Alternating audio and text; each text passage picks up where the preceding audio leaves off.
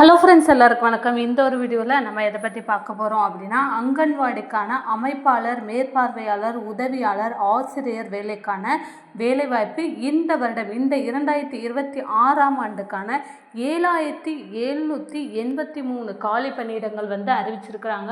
So இந்த அறிவிப்பை பற்றி தான் பார்க்க போகிறோம். ஸோ எந்தெந்த டிஸ்ட்ரிக்டில் எவ்வளோ வேக்கன்சிஸ் அறிவிச்சிருக்காங்க, இதற்கான கல்வி தகுதிகள் என்னென்ன, இதற்கான சேலரி டீட்டெயில்ஸ் எவ்வளவு, ஸோ யாரெல்லாம் எப்பப்போ அப்ளை பண்ணலாம், அப்ளிகேஷன் ஸ்டார்டிங் டேட் எப்போ அப்படின்ற ஆல் டீட்டெயில்ஸ் இந்த ஒரு வீடியோவில் நான் உங்களுக்கு சொல்கிறேன். அதற்கு முன்னாடி நம்ம சேனலை நீங்கள் ஃபர்ஸ்ட் டைம் பார்க்குறீங்க அப்படின்னா மறக்காமல் ஒரு சப்ஸ்கிரைப் பண்ணிட்டு பாருங்கள். அப்படின்னா தான் தமிழ்நாடு கவர்மெண்ட் அறிவித்திருக்கக்கூடிய கவர்மெண்ட் ஜாப் அப்டேட் எல்லாமே உங்களுக்கு உடனுக்குடன் நோட்டிஃபிகேஷனாக உங்களுடைய மொபைலுக்கு வரும். மறக்காமல் இந்த ஒரு வீடியோவை லைக் பண்ணிவிடுங்க. இப்போ நம்ம வீடியோக்குள்ளே போகலாம். ஸோ தமிழ்நாடு அரசு அங்கன்வாடிக்கான காலி பணியிடங்கள், ஸோ எல்லாருமே எதிர்பார்த்துட்டு இருந்த ஒரு அறிவிப்பு அப்படின்றது தான் நம்ம சொல்லணும்.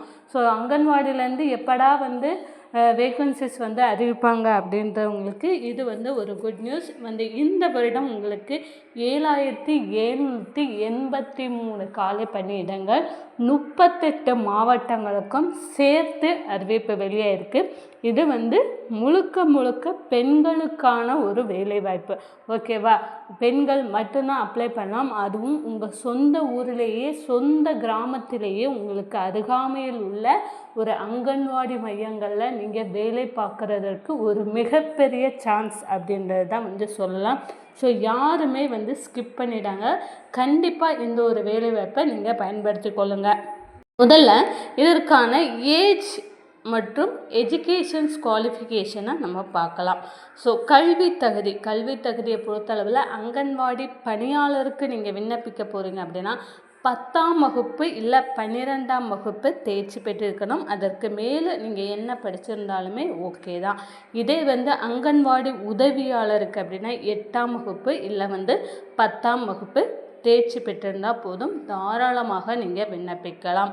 அதே மாதிரி சூப்பர்வைசர், இந்த சூப்பர்வைசர்ஸ் போஸ்டிங்க்கு மட்டும் நீங்கள் எனி டிகிரி, ஏதாவது ஒரு degree, BSc, MSc, BTech, MTech எல்லாம் என்ன படிச்சிருந்தாலுமே, பிகாம் இந்த மாதிரி பிஏ தமிழ், பிஏ இங்கிலீஷ் என்ன படிச்சிருந்தாலுமே தாராளமாக விண்ணப்பிக்கலாம். ஸோ திருமண நிலையை பொறுத்தளவில் திருமணமான பெண்களுக்கு முன்னுரிமை அது சில மாநிலங்களில் கொடுக்குறாங்க. ஸோ எல்லா மாநிலங்களையும் கிடையாது.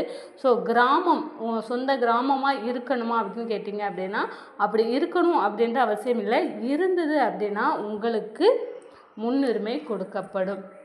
அதே மாதிரி முழுக்க இந்த ஒரு வேலை பெண்களுக்கானது மட்டும்தான். ஸோ லேடிஸ் மட்டும்தான் நீங்கள் அப்ளை பண்ண முடியும். விண்ணப்ப கட்டணம் அப்படின்றது உங்களுக்கு எதுவுமே கிடையாது. பெரும்பாலான மாநிலங்களில் இந்தியாவில் உங்களுக்கு விண்ணப்ப கட்டணம் அப்படின்றது ₹1 கூட நீங்கள் விண்ணப்பிக்கிறதுக்கு கட்டணம் செலுத்த தேவையில்லை.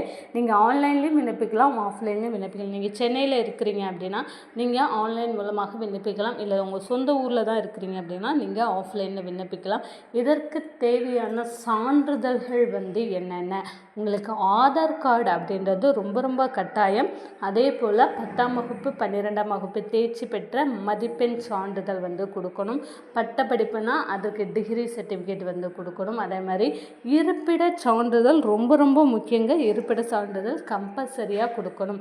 கம்யூனிட்டி சர்டிஃபிகேட், எஸ்சி எஸ்டி நீங்கள் எம்பிசி பிசி என்ன கேட்டகரியாக இருக்கீங்களோ அதற்கு கம்யூனிட்டி சர்டிஃபிகேட் அப்படின்றது ரொம்ப important. Passport size photo, scan, கையெழுத்திட்டது ஸ்கேன். இதே நீங்கள் ஆஃப்லைனில் அப்ளை பண்ணுறீங்க அப்படின்னா அது தேவையில்லை. இல்லாட்டி ஸ்கேன் பண்ணி நீங்கள் ஆன்லைனில் அப்ளை பண்ணலாம். அதே மாதிரி மாற்றுத்திறனாளியாக இருந்தீங்க, ஆதரவற்ற விதவியாக இருந்தீங்க, இந்த மாதிரியான கலப்பு திருமணம், இந்த மாதிரி முன்னுரிமை சான்றிதழ்கள் நீங்கள் ஏதாவது வச்சுருந்தீங்க அப்படின்னா தாராளமாக நீங்கள் அதை வைத்துக்கொண்டு விண்ணப்பிக்கலாம். உங்களுக்கு முன்னுரிமை கொடுக்கப்படும் அப்படின்றதையுமே சொல்லியிருக்காங்க. ஸோ அங்கன்வாடி பணியாளருக்கு 10th 12th முடிச்சுனா போதும். வயது வரம்பை பொறுத்தளவில் 18 வயசுலேருந்து 35 வயசு வரை அப்ளை பண்ணலாம் அப்படின்னு சொல்லுவாங்க. ஜென்ரல் கேட்டகரி, ஓகேவா? ஜென்ரல் கேட்டகரி உங்களுக்கு 35 வயது வரை அப்ளை பண்ணலாம்.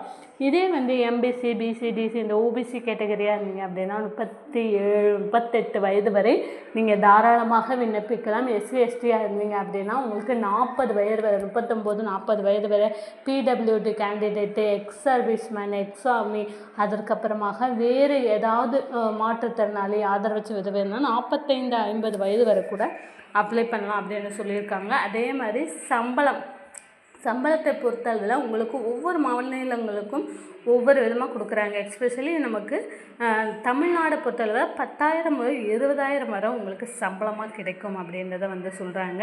யாருக்கு அப்படின்னா அங்கன்வாடி பணியாளருக்கு. இதே உதவியாளராக இருந்தீங்கன்னா 5,000 7,000 வரை ஃபஸ்ட்டு 1 இயர் கிடைக்கும். அதற்கப்புறமாக உங்களுக்கு அதிகமாக கிடைக்கும். இதே வந்து நீங்கள் மேற்பார்வையாளருக்கு அப்ளை பண்ணுறீங்க டிகிரி முடிச்சுட்டு அப்படின்னா உங்களுக்கு ஸ்டார்டிங் சேலரியே 17,500 இல்லை 18,000 வரை கிடைக்கிறதுக்கான சான்ஸ் வந்து இருக்குது. ஓகேவா? ஃபஸ்ட்டு ஒரு 1 இயர் நம்ம கஷ்டப்பட்டு நம்ம போயிட்டா போதும் ரெகுலராக. ஆஃப்டர் தட் உங்களுக்கு நல்ல ஒரு இன்கம் வந்து கிடைக்கும். உங்கள் சொந்த ஊர்லேயே ஒரு கவர்மெண்ட் ஜாப் அப்படின்ற அளவுக்கு வந்து இருக்கும். ஸோ அடுத்தடுத்த வீடியோக்குள்ளே இதுக்கு வந்து எப்படி அப்ளை பண்ணுறது, எந்தெந்த மாவட்டங்களில் எவ்வளோ வேக்கன்சிஸ் அறிவிச்சிருக்கிறாங்க, யார் யாரெல்லாம் விண்ணப்பிக்கலாம் அப்படின்ற ஃபுல் டீட்டெயில்ஸ் அடுத்தடுத்த வீடியோக்குள்ளே மறக்காமல் நான் சொல்கிறேன். நன்றி, வணக்கம்.